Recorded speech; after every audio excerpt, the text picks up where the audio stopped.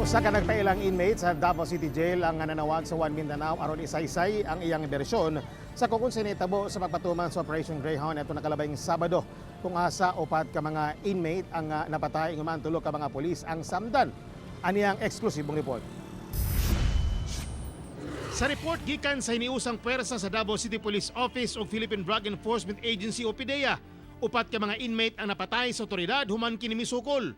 Lunes sa gabi, nakadawat og tawag ang One Mindanao sa among hotline gikan sa nagpailang inmate sulod sa Davao City Jail gamit ang tinaguang cellphone.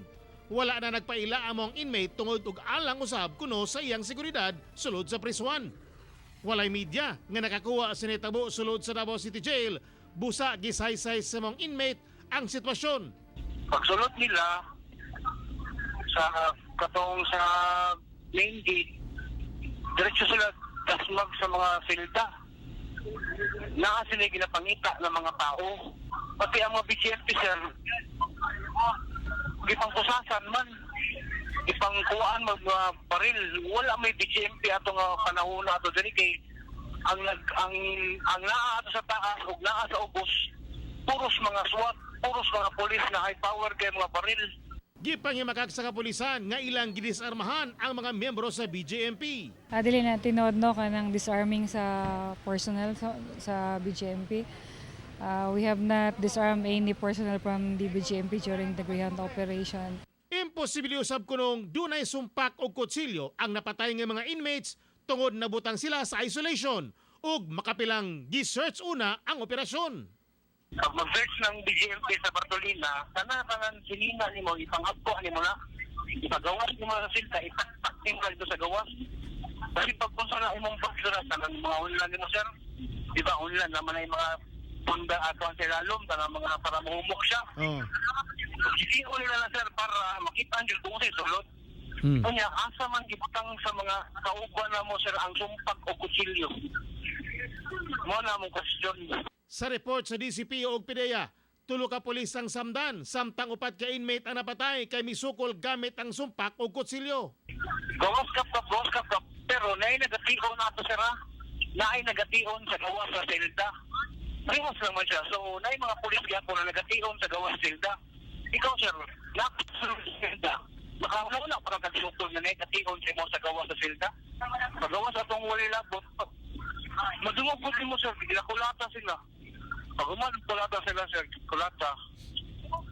Pag lingat lang lang mo sir, buto-buto na, unang buto, bang. Ikadawang buto, babang. Sunod, ikadawang buto, babang. Ano, kung man lang buto sa sumpak ato sir. Paglapit niya para hawakan yung isa pinutukan siya ng isang improvised firearm loaded with 5.56 ammo na kung saan tinamaan yung kanyang buti na lang nakasuot ng armored vest yung personnel ko. Kaya kung sumpak sir, una-una mo kuntay ako sir ha, ikaw akong barilon. Instinct na lang na, anong barilon mo di ka sa vest?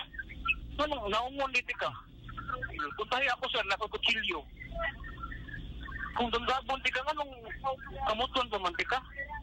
Yogo na lang siguro di ka direkto, para pakal na. Copland Durian Wall is because of persistent incident of drug operation wherein mismong yung mga nahulihan during bypass readily admits that most of the shabu that they are selling came from inside the Davao City Jail.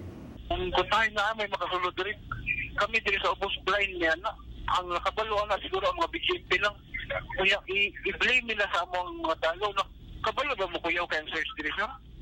Pahubuon og pati mga tigulang sir ha? Pahubuon ng panty, pahubuon ng bra. Tigulang sir ha? Imagine nimo tigulang. Pahubuon ng panty, pahubuon ng bra, patuwaron, pabilangkaron, pahubuon pagyud.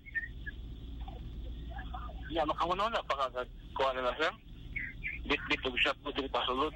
Hangyo kuno sa mga inmates nga tratuho lang sila tao aron dili mo samot ang kagubot.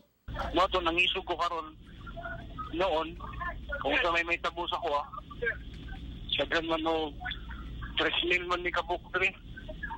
Hiling man ni manukol tanan kung sa unsa jud.